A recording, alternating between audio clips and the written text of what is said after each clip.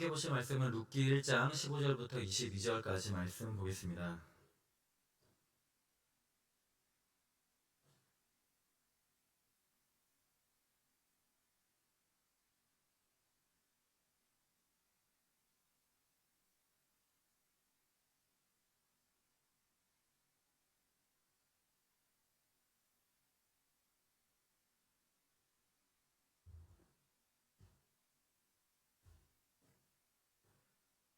룻기 1장 15절부터 22절까지 교독하겠습니다.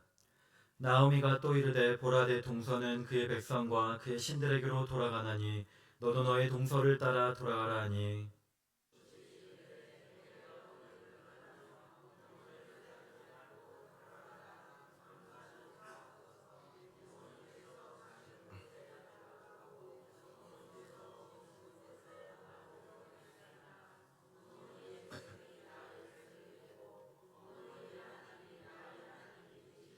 어머니께서 죽으시는 곳에서 나도 죽어 거기 묻힐 것이라. 만일 내가 죽는 일 외에 어머니를 떠나면 여호와께서 내게 벌을 내리시고 더 내리시기를 원하나이다 하는지라.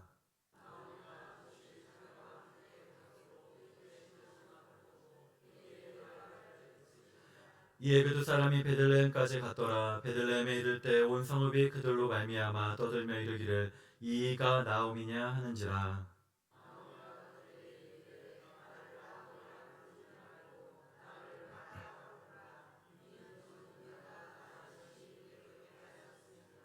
내가 풍족하게 나갔더니 여호와께서 내게 비어 돌아오게 하셨느니라.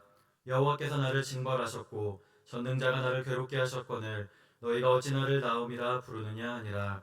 나오미가 모압 지방에서 그의 며느리 모압 여인 룻과 함께 돌아왔는데 그들이 보리 추수 시작할 때 베들레헴에 이르렀더라. 아멘. 네, 오늘은 인생의 마라를 만났을 때라는 제목으로 우리 함께 말씀의 은혜 나누겠습니다. 오늘 말씀 룻기 1장은 우리가 다 읽진 않았지만 1장의 처음 서두 시작은 암울합니다. 희망도 없고 죽음의 이야기가 가득한 말씀입니다. 그러나 룻기는 이러한 캄캄함과 희망 없음에서 시작해서 큰 빛이 빛나는 결말에까지 나아갑니다. 특히 우리가 읽지는 않았지만 룻기 1장 2절에서 엘리멜렉 가정을 소개하면서 그의 가문은 유다 베들레헴 에브랏 사람들이라고 밝힙니다. 베들레헴 에브라다. 이거 우리가 잘 아는 지명입니다. 마태복음 2장에서 예수님께서 탄생하신 곳을 말씀하실 때 인용된 말씀 미가서 5장 2절에 보면 베들레헴 에브라다야 너는 유다 족속 중에 작을지라도 이스라엘을 다스릴 자가 내게서 내게로 나올 것이라. 그의 근본은 상고에 영원에 있느니라 말씀합니다. 베들레헴 에브라다는 다윗의 아버지 이새의 출생지입니다. 또 다윗뿐 아니라 예수님 메시아가 태어날 장소로 예언된 곳입니다. 이미 룻기 1장에서 시작을 하면서 다윗의 족보로 이어지는 이 4장 말미에 이 결론부를 암시하고 있는 것입니다. 우리로 하여금 처음부터 기대를 하게끔 만들어줍니다. 이러한 기대를 하면서 우리는 오늘 말씀에서 다소 어두운 이야기, 우리가 이루 말할 수 없는 고난의 이야기로 시작하더라도 주님의 뜻과 섭리하심을 기대하며 이해하고 읽어 나가야 될 것입니다. 전홍진 삼성서울병원 정신건강의학과 교수가 쓴 2020년도에 출판된 매우 예민한 사람들을 위한 책에 보니까 홈스 라에 박사의 스트레스 지수가 소개되어 있습니다. 인터넷으로 검색해 보니까 홈즈 라의 스트레스 지수라고 나옵니다. 잘 알려진 스트레스 지수 테스트인 것 같은데 이거는 1967년 비교적 오래된 것이긴 하지만 토마스 홈즈와 리차드 라에가 이 스트레스와 질병과의 관계를 알아보기 위해 5,000명의 환자들을 대상으로 일상생활과 질병 사이의 관계를 살펴본 것입니다. 우리가 삶에서 겪게 되는 각각의 스트레스가 있는데 그것들을 다 점수로 매겨서 그 점수를 합한 다음에 일정 점수 이상이 되면 그것이 쌓여서 질병으로 발전될 가능성을 알아보고자 개발된 테스트입니다.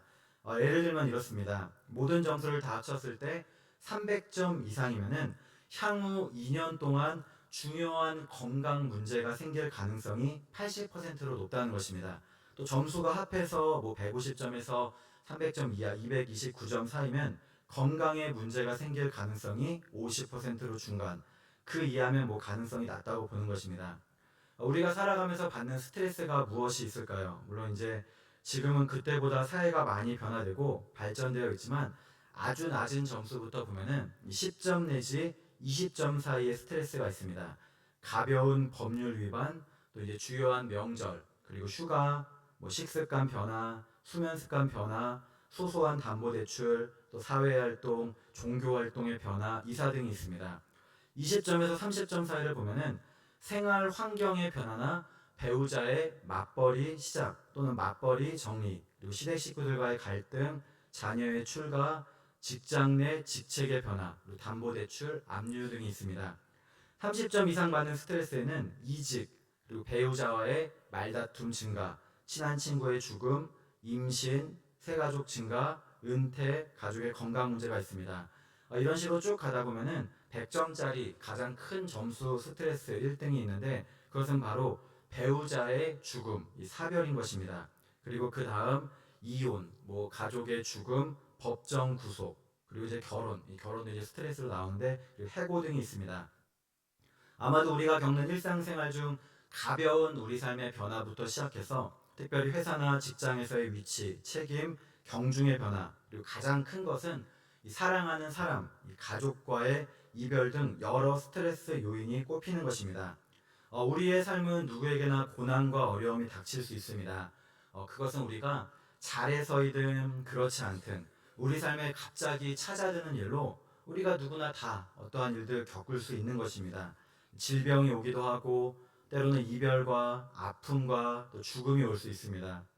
최근 국립정신건강센터에서 발표한 2024 국민정신건강 지식 및 태도 조사 이 보도를 보니까 우리나라 국민 중 10명 중 7명은 심각한 스트레스, 우울감, 이 정신건강 문제를 경험한다는 조사 결과가 나왔습니다. 지난 1년간 정신건강 문제의 경험률은 73.6%로 2020년 결과보다 9.7%가 증가했다고 합니다. 그래서 뭐 심각한 스트레스, 수일간 지속되는 우울감, 그리고 어떤 인터넷이나 스마트폰 중독 같은 그런 문제도 경험한 것입니다. 오늘 말씀의 나오미의 가정을 보면은 룻기 1장 3절에 보니까 남편 엘리멜렉을 잃었습니다. 스트레스 지수로 따지면은 100점입니다. 가장 큰 고난입니다. 그런데 거기에 더해서 5절에 보니까 말론과 기륜도 잃었습니다. 이거는 뭐 점수로 환산할 수 없는 100점이 아니라 1000점 만점 되는 그야말로 크나큰 고통인 것입니다. 왜 이러한 일을 겪어야 됐던 것일까요? 성경에는 명확히 나와 있지 않지만 나오미 스스로가 고백하는 말에서 알 수 있습니다. 오늘 말씀 20절, 21절에 보니까 나오미가 그들에게 이르되 나를 나오미라 부르지 말고 나를 마라라 부르라.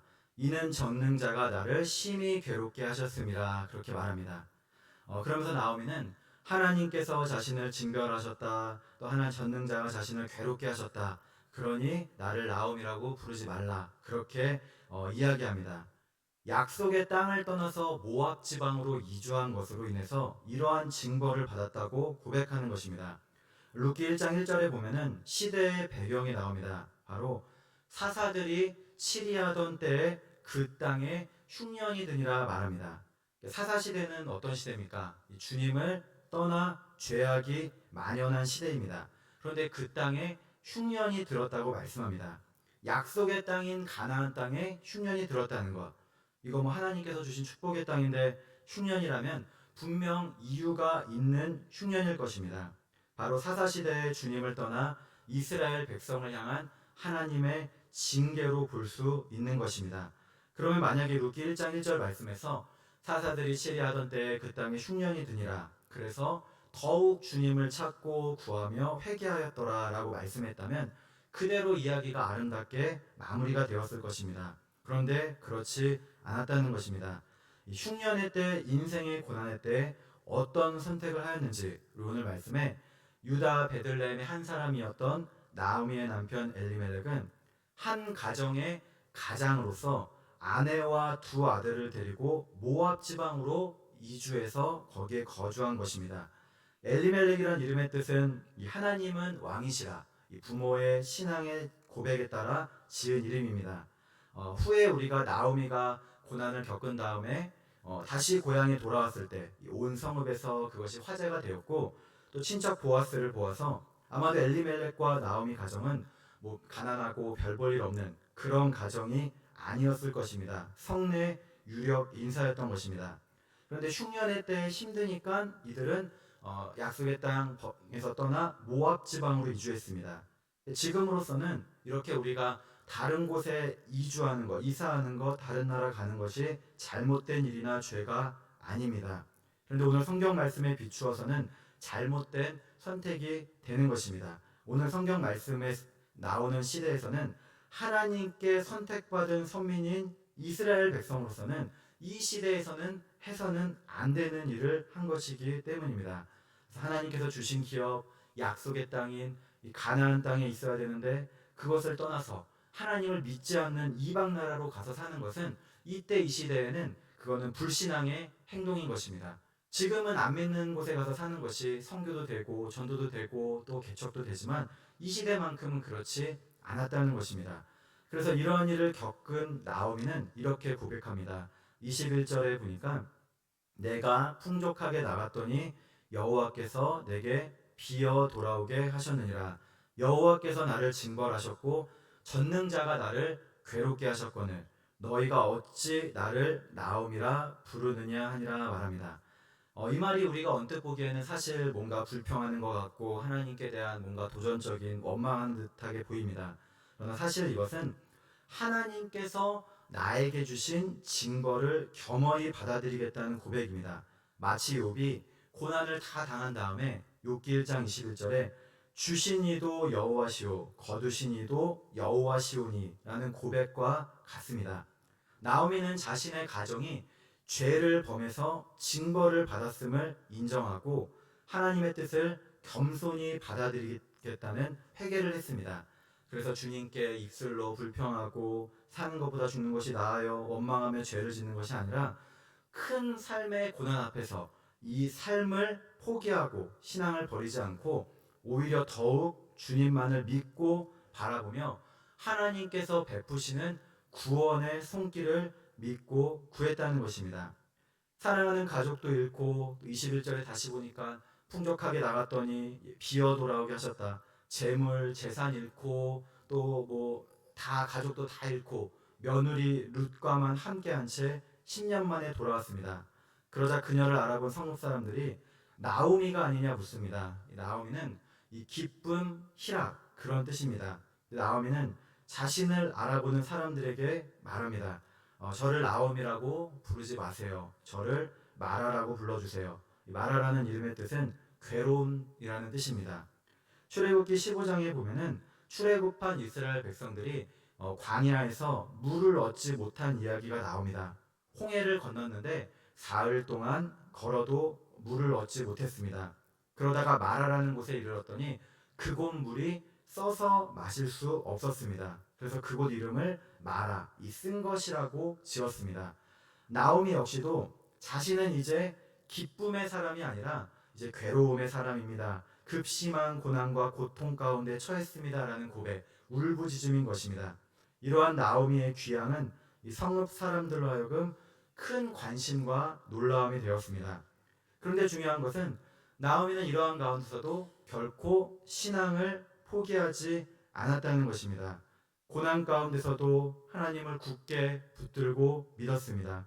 하나님께서 우리에게 예비하신 것은 고린도전서 2장 9절에 보니까 기록된 바 하나님이 자기를 사랑하는 자들을 위하여 예비하신 모든 것은 눈으로 보지 못하고 귀로 듣지 못하고 사람의 마음으로 생각하지 못하였다 함과 같으니라 말씀합니다. 주님은 그분의 사랑하는 자녀들을 위해서 우리들을 위해서 놀라운 축복을 예비하시고 우리가 그분 안에서 그 기업의 영광의 풍성함을 따라 누리기를 소망하시는 것입니다. 순 우리말인 이 여름은 열매에서 파생된 낱말이라고 합니다. 그래서 이 풋과일의 쓴맛은 무더운 여름 불볕 더위와 비바람을 겪으면서 단맛으로 바뀝니다. 이것은 말 그대로 열매가 열리는 철이라는 여름이라는 이름이 지닌 의미인 것입니다. 하나님을 믿는 그분의 자녀들은 우리의 삶 가운데 아무리 쓴맛과 같은 마라 같은 고난이 있다 할지라도 오히려 그 어려움을 이겨내며 인생의 단맛을 보게 되는 우리 축복이 있을 줄 믿습니다. 그런데 이러한 축복과 같은 단맛은 그냥 생기는 것이 아닙니다. 뜨거운 여름, 또 세찬 비, 바람을 이겨낼 때 생겨나는 것입니다. 예전에 차를 운전하다가 극동방송 곽선희 목사님 설교를 우연히 들었습니다. 어렸을 때 시골이 얼마나 덥습니까? 그래서 덥다고 하니까 할아버지한테 아버지한테 혼났다고 말씀합니다. 뭐 덥다고 하니까 덥다고 말하면 더 더우니까 말이라도 참아라, 뭐 그런 말이라고 생각했는데 그게 아니었습니다. 농사꾼의 자식이 덥다고 하지 말아라. 더워야 곡물이 있고 더워야 열매가 있는다. 풍년이 든다 하셨다는 것입니다. 저는 농사를 안 지어서 잘 모릅니다. 그러나 우리가 먹고 마시는 것, 이 모든 것, 우리 열매가 그것이 있기까지 뜨거운 햇볕이 충분히 내려쪄야 잘 익은 열매를 얻을 수 있는 것입니다. 우리의 삶도 땀 흘림이 있고 희생이 있고 고난이 있어야만 됨을 생각해 볼 수 있을 것입니다. 믿는 성도의 삶도 마찬가지입니다. 로마서 5장 3절 4절에 보니까 다만 이뿐 아니라 우리가 환난 중에도 즐거워하나니 환난은 인내를, 인내는 연단을, 연단은 소망을 이루어내는 줄 알미로다 말합니다. 환난이란 우리가 생각하듯이 그냥 내 삶의 고난, 그냥 힘든 것이 아닙니다. 믿는 자에게 있어서 환난은 구체적으로 그리스도를 위해서 받는 고난, 핍박을 의미합니다. 내가 예수님을 믿고 내가 전하고 예배드리고 기도드리고 봉사하며 하나님의 일을 위해서 헌신할 때 받는 고난, 주님을 위해서 살아갈 때 받는 핍박을 말합니다. 그런데 이러한 환난은 반드시 환난으로 끝이 아니라 그리스도의 능력과 은혜를 나타내는 기회를 주는 것입니다. 그리스도의 몸인 교회에 유익이 됩니다. 환난이란 헬라어는 이 포도즙 틀에서 이 포도즙을 짜내듯이 피와 땀과 눈물을 짜낸다는 의미입니다. 우리 믿는 사람들은 이렇게 힘들고 고통스러운 상황 가운데서도 참고 견디어내는 인내를 이루어낼 수 있는 것입니다. 그렇게 인내를 통해 연단을 이루어냅니다. 아름다운 도자기가 여러 번 뜨거운 불에서 비로소 구워지듯이 성도들은 환난 가운데 인내하면서 연단되어지는 것입니다. 그리고 이처럼 엄격한 시험, 혹독한 시련의 때 연단을 통과하게 되면 마침내 이 세상 어느 누가 뭐라고 해도 어떠한 핍박을 가해도 변하지 않는 천국, 소망, 믿음을 갖고 살아갈 수 있는 거룩한 믿음의 용사로 성장해서 기뻐할 수 있는 것입니다. 환난은 인내를, 인내는 연단을 소망을 이루어냅니다. 다시 말하면 믿는 자에게 있어 환난은 그것으로 끝이 아니라 반드시 소망으로 나가는 우리 길임을 알아야 되겠습니다. 그래서 우리 환난 가운데서도 소망을 갖고 즐거워하는 삶, 이것이 바로 믿음으로 의롭게 된 삶의 모습입니다. 우리는 이러한 믿음의 과정을 거쳐서 성장하게 될 줄로 믿습니다. 이런 우리가 흔히 고난을 십자가로 비유하고 하는데 우리가 뭐 고난은 십자가다, 사실은 이게 조금 맞지는 않습니다. 이게 고난이 다 같은 고난이 아니기 때문에. 그런데 어쨌든 이 십자가를 우리가 진다고 하지 않습니까? 우리 예수님을 위한 고난, 하나님을 위한 고난을 말합니다. 그런데 십자가에 관한 예화가 있습니다. 어느 한 사람이 있는데 열심히 주님을 믿고 기도하며 그래도 나름대로 최선을 다해서 주님께 헌신하며 살았습니다. 그런데 이렇게 신앙생활을 하다 보니까 때로는 낙심할 때가 있기 마련입니다. 그 역시도 이루 말할 수 없는 고난 가운데 빠져 절망했습니다. 그동안 하나님을 믿었던 것을 원망하고 변하지 않을 것 같은 자신의 상황, 아마도 오늘 나오미가 겪은 진짜 뭐 사람이 이루 말할 수 없는 그런 고통의 시간 앞에 낙담했습니다. 그런데 어느 날 하나님께서는 그의 꿈에 나타나 이렇게 말씀하신 것입니다. 내 십자가가 그렇게 무겁고 힘들더냐? 그러면 내가 너에게 선택의 기회를 줄 터이니 내 마음에 드는 십자가를 골라 내 십자가로 삼도록 하여라. 자, 골라보아라. 그러면서 하나님께서는 그에게 그가 짊어지고 갈 십자가를 고르라고 말씀하시며 기회를 주셨습니다. 이 사람은 신이 나서 늘어져 있는 많은 이 십자가들을 살펴보았습니다. 어느 것은 너무 크고 무거워 보였고 또 어느 것은 너무 작고 하찮아 보이기도 했습니다. 그리고 여기저기를 살핀 끝에 그 중에 제일 가볍고 내가 들기엔 딱 맞는 십자가, 나에게 딱 맞아 보이는 십자가를 골랐습니다. 이것이면 내가 들만하겠구나. 그리고는 십자가를 집어 들었습니다. 근데 그 십자가를 보니 그곳에는 이름이 써 있었습니다. 그 이름은 바로 자신의 이름이 적혀 있었더라는 것입니다. 이처럼 하나님께서는 우리가 짊어지고 갈 십자가를 주십니다. 우리가 하나님을 믿고 의지하며 살아갈 때 반드시 내가 그 십자가, 고난을 이겨내고 겪어야만 하는 그런 십자가, 이 땅에서 통과해야만 하는 환난입니다. 그런데 그것은 우리에게 맞는 주님께서 허락하신 십자가입니다. 하나님께서 다시 우리에게 고르라고 하셔도 아마 우리는 그 십자가, 내 이름이 쓰여있는 그 십자가를 짊어질 것입니다. 그 십자가를 우리는 짊어지고 사는 자가 되어야 되겠습니다. 우리 아무리 힘들고 어려움이 있어도 우리 예배드리고 주님 앞에 나와 봉사하고 우리 믿음을 잃지 마시기 바랍니다. 우리 그러면서 인격의 훈련을 이루어내고 단련되고 우리 성숙하게 되는 것입니다. 또 우리가 이 땅을 살아가면서 아무리 힘들고 어려워도 우리의 삶, 우리의 생명을 포기해서는 안 됩니다. 우리가 이렇게 숨을 쉬며 우리에게 주신 이 삶을 살아내는 것, 누가 뭐라고 해도 우리에게 주신 하나님의 그 길을 묵묵히 걸어갈 때 그때 신앙의 성장이 있고 단련되는 것입니다. 오늘 말씀에 나오면은 누가 뭐라고 해도 그냥 죽는다 하더라도 아무도 말할 것이 없는 그런 고난을 겪었습니다. 그런데 결코 믿음도 잃지 않고 도리어 주님 앞에 나왔습니다. 도리어 자신들이 살던 곳에 돌아와서 사람들의 창피를 받고 눈짓을 받고 손가락질을 당한다 할지라도 생을 포기하지 않은 채 묵묵히 견디어 낸 것입니다. 이제 이런 나오미에게 하나님께서는 예비된 은혜를 베풀어 주셔서 우리가 알듯이 이 며느리 룻을 통해 이 가정에 기업 물을 자를 이을 뿐 아니라 나아가 다윗 왕과 예수 그리스도 메시아의 계보를 잇는 큰 축복을 허락해 주신 것입니다. 우리는 이러한 하나님의 살아계심을 믿고 언제나 삶의 마라와 같은 괴로움 가운데서도 하나님만을 굳게 붙드시기를 바랍니다.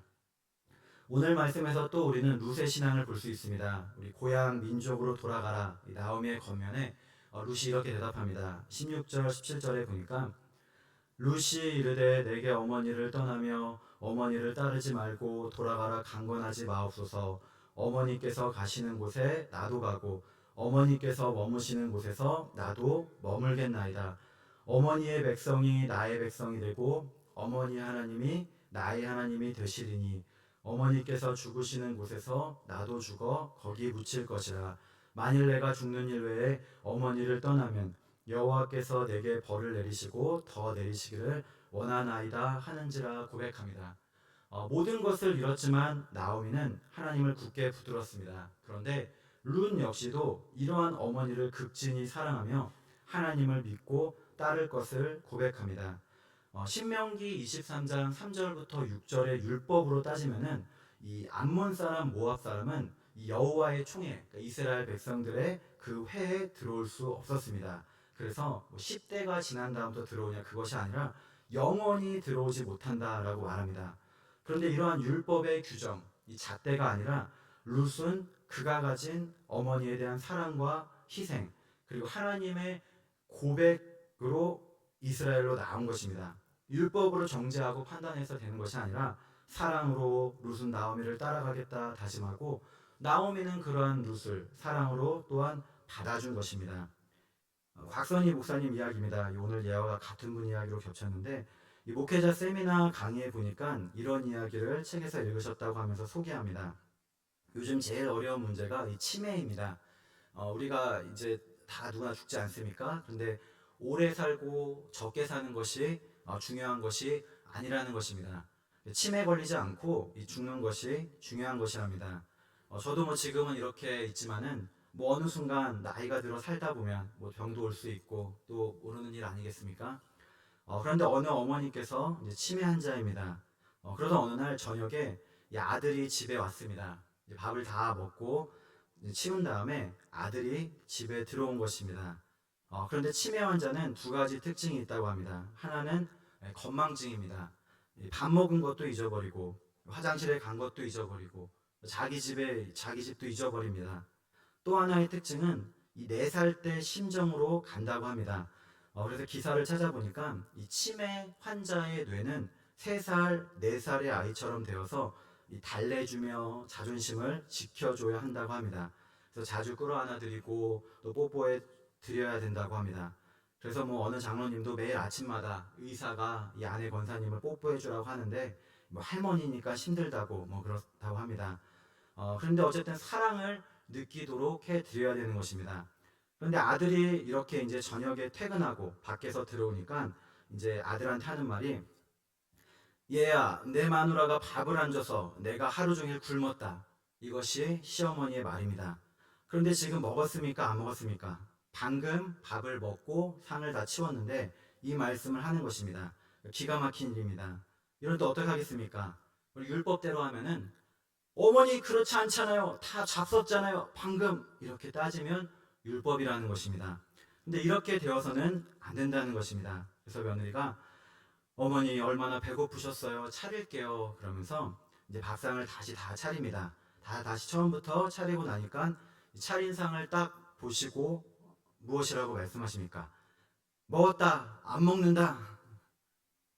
사랑은 무엇입니까? 우리 사랑은 우리 심판에서 먹었는지 안 먹었는지, 왜 어머니 나를 못 살게 굽니까? 이것이 아니라는 것입니다. 또 있습니다.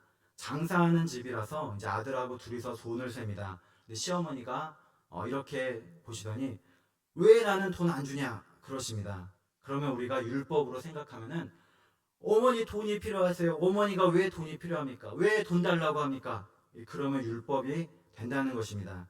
그런데 이렇게 대답한다는 것입니다. 예, 어머니 드리지요. 그러면서 3,000원을 드립니다. 이렇게 만지시고는 아이 좋다. 그러면서 큰 소리로 다시 왜 너는 많이 가지고 나는 조금 주냐? 그러신다는 것입니다. 그러자 그러시죠. 그러면서 100만 원을 드립니다. 예, 묶음째 그렇게 드리니까 송에 탁 드시고는 아이 좋다. 그러고 나서 필요 없다. 그러면서 내려 놓으신다는 그런 이야기입니다. 우리 사랑은 무엇입니까? 이 복음이 무엇입니까?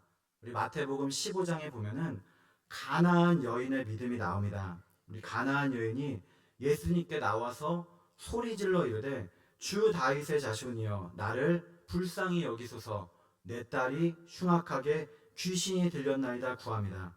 그런데도 예수님께서는 한 말씀도 대답하지 않으십니다.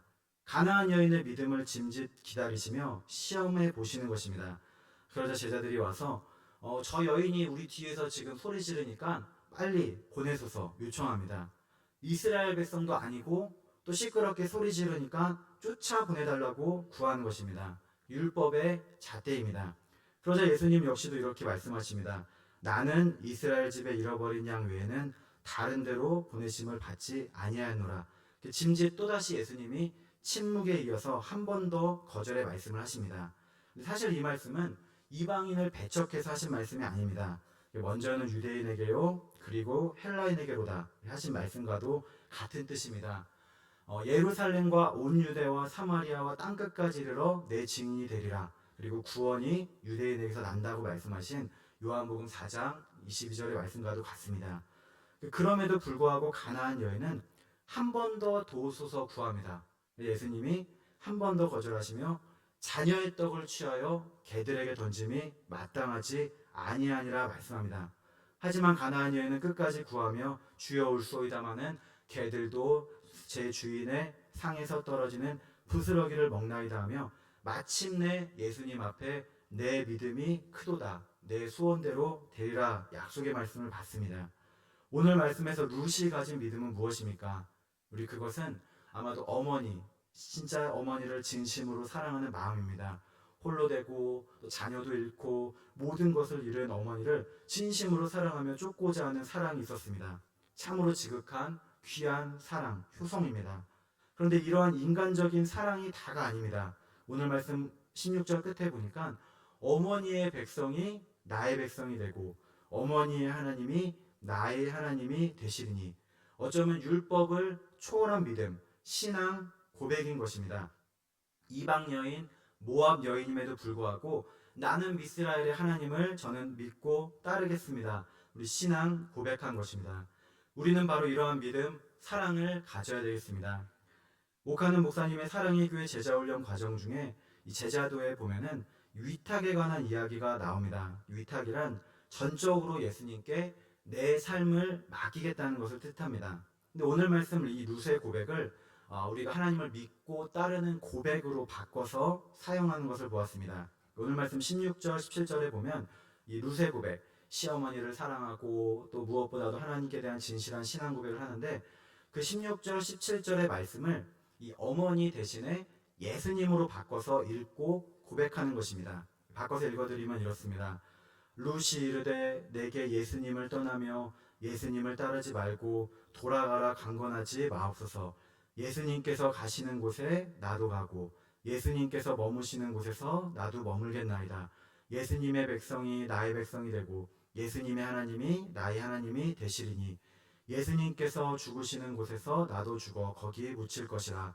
만일 내가 죽는 일 외에 예수님을 떠나면 여호와께서 내게 벌을 내리시고 더 내리시기를 원하나이다 하는지라가 됩니다. 이 고백이 바로 우리의 고백이 되어야 하겠습니다. 우리 삶의 오늘 말씀에 나오미와 같이 마라와 같은 쓴물, 인생의 고난, 모든 것을 잃고 또 한여름의 뜨거움 같은 고난, 고통이 있는 바로 그때 환난 가운데서도 인내하며 우리 오직 예수님, 하나님을 믿고 따르겠다는 고백을 하시길 바랍니다. 그때 우리 마라가 단물로 변하는 우리 놀라운 역사가 일어날 줄 믿습니다. 말씀을 마치겠습니다. 오늘 말씀 22절 끝에 보니까 이 나오미와 룻이 돌아온 때는 보리 추수 시작할 때라고 언급합니다. 맥추의 시기입니다. 이러한 고난 가운데서도 하나님만을 오직 믿고 따르기를 고백하는 나오미와 룻에게 지금까지는 고난의 연속이었지만 이제부터는 그분의 뜻과 계획에 따른 놀라운 길을 예비해 두시고 앞으로 2장부터 3장, 4장이 펼쳐져 나갑니다. 우리 역시도 이러한 하나님의 뜻을 믿고 나가야 되겠습니다. 아무리 내 삶이 힘들고 지금 마라와 같이 쓴물이 있다 할지라도 믿음을 붙드시기를 소망합니다. 나오미와 룻과 같이 절망에서 희망으로 믿음의 자리로 나오는 우리 복된 성도 여러분 되시기를 주님의 이름으로 축복합니다. 기도드리겠습니다. 하나님, 우리 인생의 쓴물을 단물로 변하게 하시고 고난을 기쁨으로, 슬픔이 변하여 춤이 되어 베옷을 벗기고 기쁨으로 띄우시는 하나님을 믿고 따르오니 인도하여 주시옵소서. 감사드리며 예수님의 이름으로 기도드립니다. 아멘.